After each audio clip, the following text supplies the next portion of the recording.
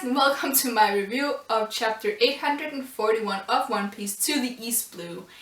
And I feel like with this chapter we are ending the Sanji flashback? Perhaps, maybe? I feel like that's where we are. But let me just get into the flashback because we get answers to a lot of questions. So apparently Sanji was imprisoned for 6 months. Plus. Yeah, more than 6 months. And I mean, what? How, why would you... my poor baby. I wanna kill all of them. And apparently the reason that he is in prison rather than killed is because his father still has a teeny tiny shred of humanity in him according to himself, so he doesn't want to kill him personally. I mean, sure. Still think because of the eyebrows. The eyebrows swirl the same way. Probably not that, but yeah. I still think, because he said that Sanji is literally the only thing that he's ashamed of. So it would make sense for him to cover up his eyebrows if they're the same as Sanji's, because they would literally remind him of him. And yeah, it's like a really sad scene when Sanji just like, he goes to take the keys and his father's just like, why are you out of your cell? I don't remember telling anyone to let you out. And Sanji goes, I want to leave. And he just doesn't care. He says it's even a relief because he's not there anymore. He couldn't bring himself to kill him, but he's glad that he's gone now. That's so sad. Because the thing is, his father doesn't even seem to care. Like, he's slightly happy that Sanji's leaving, but he's like, I don't give a fuck. And that's just the worst you can do to a child, not caring about them. Because we see the judge, he loves all of his children. They're the people he loves the most in the world. They're the thing he loves the most in the world. And the panel where he just hugs his children and smiles and says that he loves them, that was so heartbreaking because we just have Sanji in a cell with a mask on. And imagine how this must be for Sanji. He's been ridiculed by his brothers his entire life. His sister is nice to him when no one is around to see. His father just is disappointed in him. Then they pretend he's dead, lock him in a dungeon for 6 months, and then when he tries to leave, his sister's like, okay, I'm gonna open these bars for you, but I'm not gonna do more than that. And she even said, I am not on your side, which I'm gonna get into. And when he goes to leave, his father's just like, well, go, I don't want you. And make sure you're not associated with us in any way. Don't use our name. Just don't. And Sanji leaves. We have a cute scene with Reiju where she's like, one day you'll find people who care about you and who will treat you the way you deserve to be treated. A great parallel to the Robin thing. But that's just so sad. And I'm gonna talk about Reiju more in a bit because I feel like I'm figuring her out. I'm figuring her out, guys!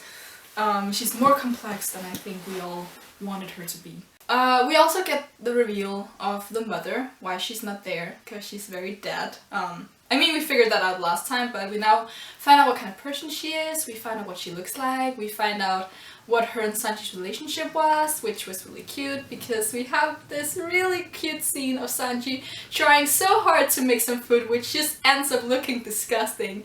And he goes out in this storm from like one end of the castle to the other, and delivers this food, which is just like, it started off looking pretty disgusting, and now it's just ruined, it's wet, it's been trampled on.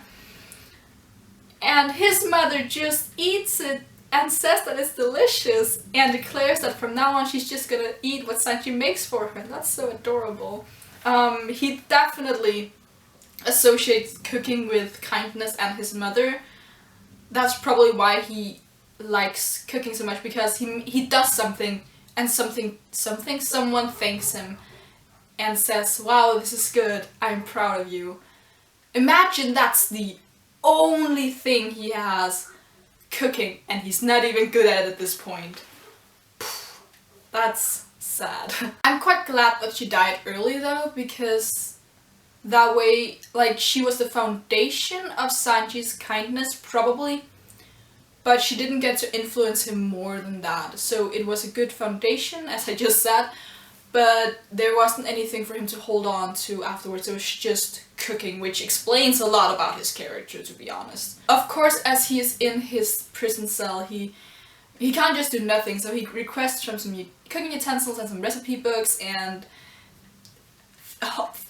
thank God they gave him those things, because imagine if he just, like, he was just in the cell and they just gave him enough, like, food for him to live on. 6 months of that. But yeah, he got to practice some cooking, and he found out about the All Blue, and I think his dream of the All Blue, I think it comes from the fact that he was imprisoned, and then he learned about this miracle sea, and that sea would be the symbol of freedom, because if he had the freedom that he didn't have at that point in time, he would be able to go out and find this legendary sea where he would be able to make any kind of food, according to legend. So that would be a goal that would be so distant and so unreachable for him, but it would be some kind of hope to have, because it's a miracle sea where all the fish from all around the world they gather, and for a chef that's the paradise. And right now Sanji's in hell. So I think the All Blue is more like, not like for Zoro, for Zoro his ambition, his dream is like a goal, it's something that he strived for because strength, whatever, Queen, yeah.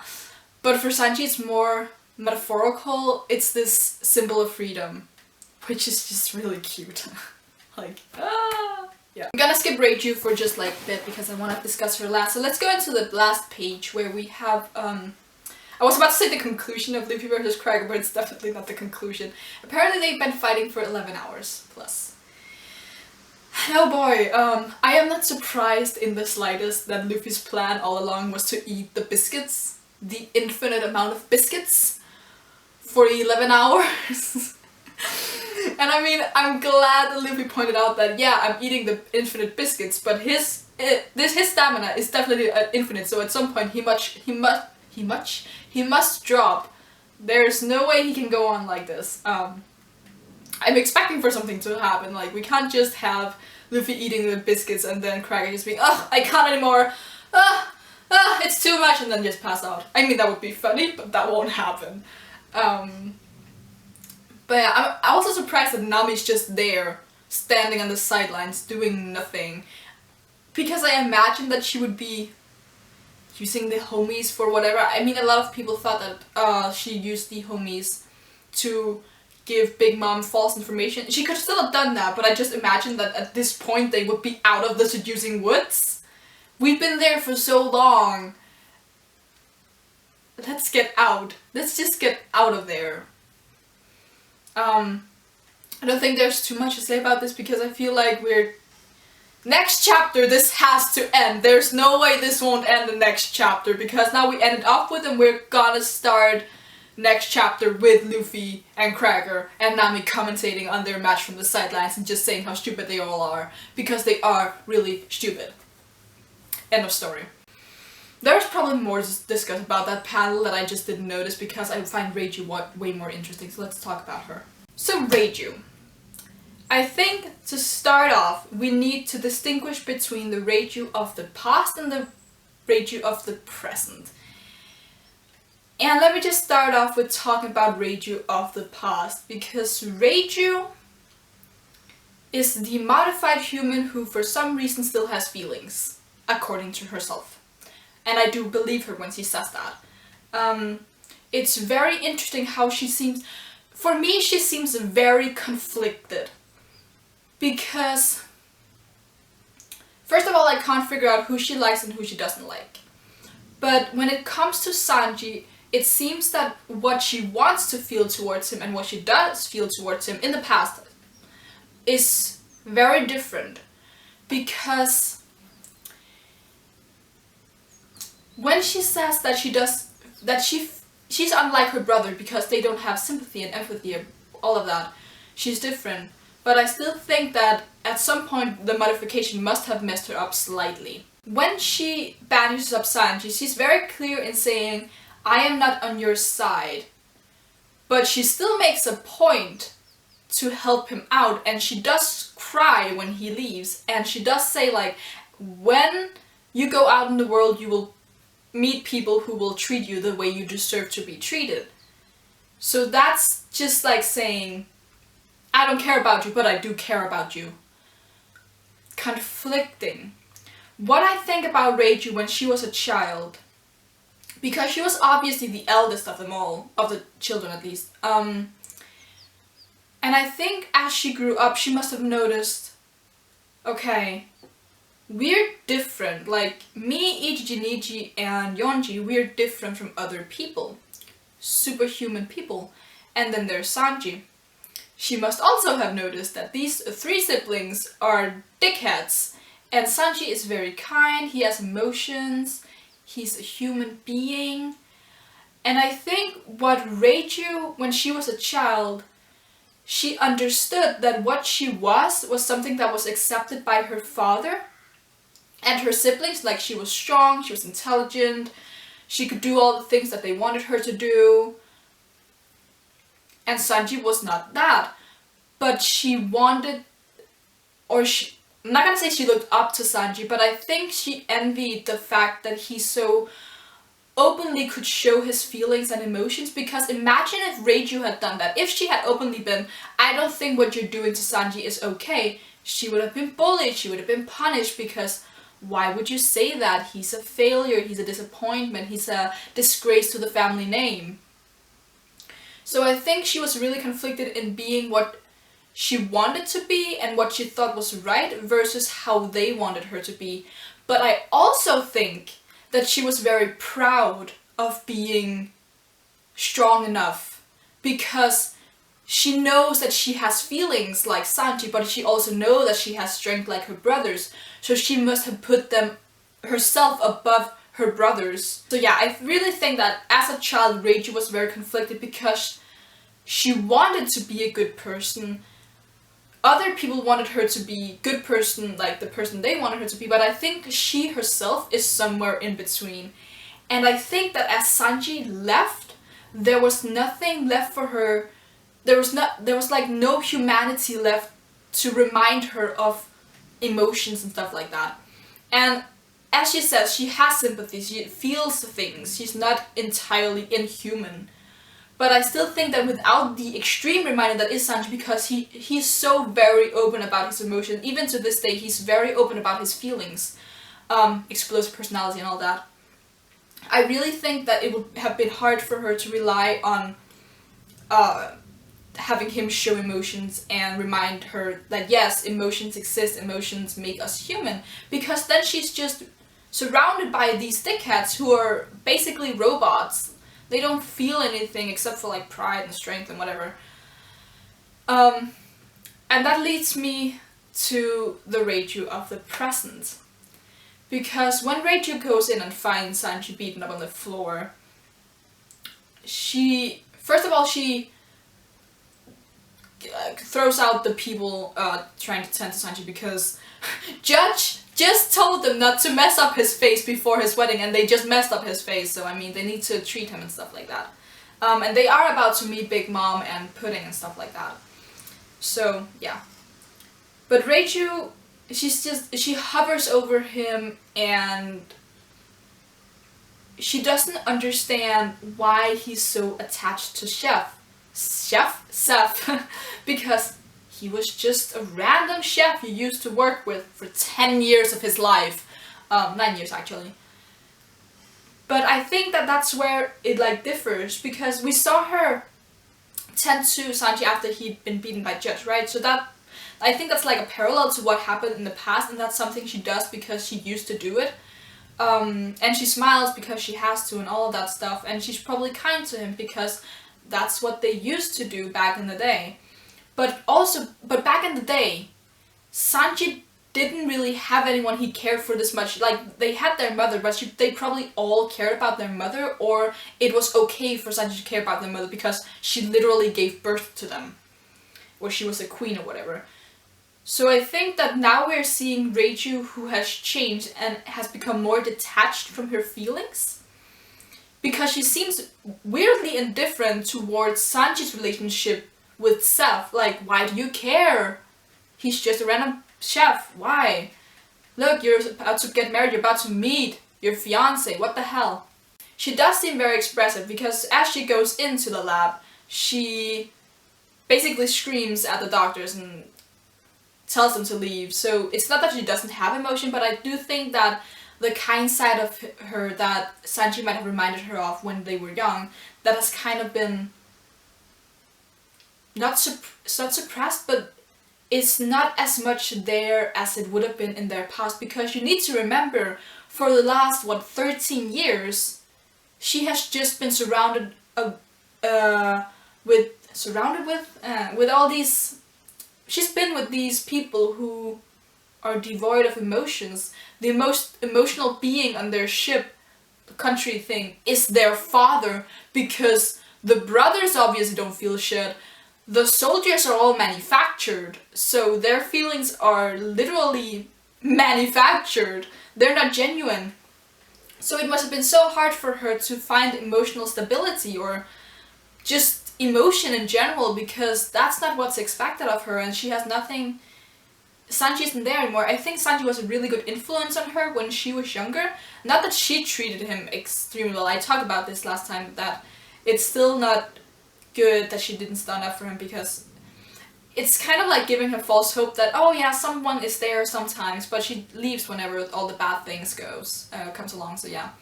I'm just babbling on about Reiju now. But I think because at least I have been so hung up on the fact that I wanted her to be the big bad of the arc, that I think she won't end up helping, but she won't. I don't know where to put her right now. I don't want to put her in a good or bad category right now. What I think of her right now is that she's out for herself. I think she has either been planning all along to overthrow the family, because she really doesn't seem to like them. Like, even from in the flashbacks, she seems to disagree with a lot of things that they do, and I don't think that has really changed. But I think she's also become more tolerant of it. So I would love for Reiju to, regardless of Sanji's feelings and everyone else's feelings and what's happening right now, to backstab the Vinsmokes, not Sanji, and just take over or do something. And whether it's taking over the kingdom and the Germa, or just like messing everything up, I don't really care, but I really do think she's out for herself at this point. And it has nothing to do with her being for or against Sanji, it has something to do with her being for herself and against the family, not Sanji. Does that make sense? I think I've been babbling on about Reiju for some time now. But in conclusion, I don't think we should put her in good-bad category. Humans are more complex than that. I think she's just very selfish and conflicted about her emotions. What we could see though is that Sanji being back and being this expressive with his feelings, as he has been throughout this entire arc when he's been with his family, he's been very quick to like say, look, these are my standards, these are my morals, I act upon them, I will get mad if you hurt women, I will get mad if you disrespect food. I think Reiju might need some of that to remind her of emotions. Because we still don't know how much they have been modified. Because she said, yeah, the modification worked on me as well. So are these modifications something that was only in the past, or are they still slowly modifying them? Because they could have just still been working on these children after Sanji left, and then that last shred of humanity that was left in her has been left behind, or yeah, suppressed even further, or whatever. So yeah, I do think I really enjoy Reiju's character. Like, I still wanted her to be really bad, but I feel like this direction might be even better because she's so complex at the moment. And I think I said in my live reaction, now I trust her even less, and I think that's because she's oh so unpredictable.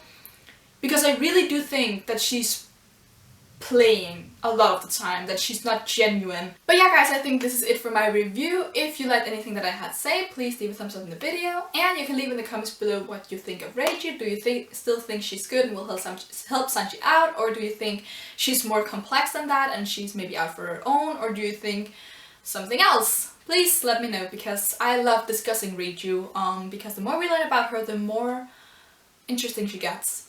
And yeah, if you like me, you can subscribe. I also do reviews of Haikyuu, Shokugeki no Soma, and Boku no Hero Academia, so if you're into those, please subscribe, and until next time, bye!